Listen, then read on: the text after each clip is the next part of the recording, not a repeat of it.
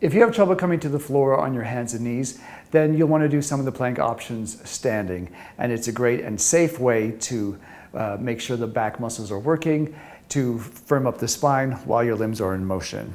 So if you have an injury, or you're pregnant, or whatever situation that you're in, if you want to do it safely, this is your option that you're going to do. So you're going to come to a fairly high surface. Maybe something about waist level would be better than a piano or a chair or something that you can lean onto for support. So you're going to come about maybe about arm's distance away from the surface, and you're going to stick your butt out. So stick your butt out like this, and that's going to lift your tailbone up a little bit and start to engage your rector spinae. So the muscles all along your spine are going to fire to extend your tailbone back, to extend your hips back, and keep your knees just slightly bent. What you don't want to do to prepare for this position is to round the back. Okay, so here the back muscles are going to be rounded and relaxed, and you're not going to be offered the spine support that we're looking for here. So you stick your butt out a little bit, lean forward, and this is your starting position. So pretend you're on your hands and knees here. So let's say you want to do the leg lift. Then you lift the leg back and change. There is no change in your spine. Try not to shift too much side to side. Lift and down. This is going to work the glutes as well, which is really important for back strength, overall core strength. Exhale to lift and inhale to come down. You might want to do 5 to 10 reps on each side, and then you might want to rest and then repeat that 2 or 3 times. Maybe you want to do the hand taps, the hand marching. So you hinge forward, stick that butt out first. Hinge forward, keep the knees slightly bent. Add some weight into those arms and lift an arm.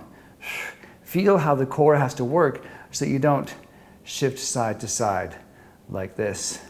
You want to stay completely centered. Like I said, your surface will be a little bit lower here, so you'll feel this a little bit more, but this gives you the general idea. And my favorite one that I think that you should be doing all the time, every day if you can. If you're not, especially if you're not doing any other activity, do this every single day of your life. You're working.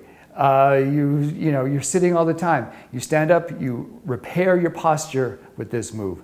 Whatever you're doing. If you're not actively exercising, 2, 3, 4, 5 times a week, you want to make sure you do this, pretty much every day to make sure your core muscles are working. If you are exercising every week, make sure you fit this into your routine 2 to 3 times a week. Okay, bird dog, standing bird dog. You're going to stick that butt out, tailbone lifted, knees slightly bent, hinge forward. You're going to lift opposite limbs. Lift your right leg back and left arm forward. And change. And lift and change. This is going to work the whole back body. Do not raise the shoulder up to the ear. Don't allow it to affect the upper back like this. Make sure the upper back is not rounded. Keep your chest extending forward. Keep those elbows into your sides as opposed to flaring up to the sides. For the standing option, I also really like to take the arm wide instead of forward, so it looks like this. Wide and back. That is going to trigger the shoulders to stay down and work the backs of the shoulders. A lot of really important shoulder stabilizers in the back that are responsible for overall core strength and stability. And rest. Again, you might want to do that 5 to 10 times, about 2 to 3 sets.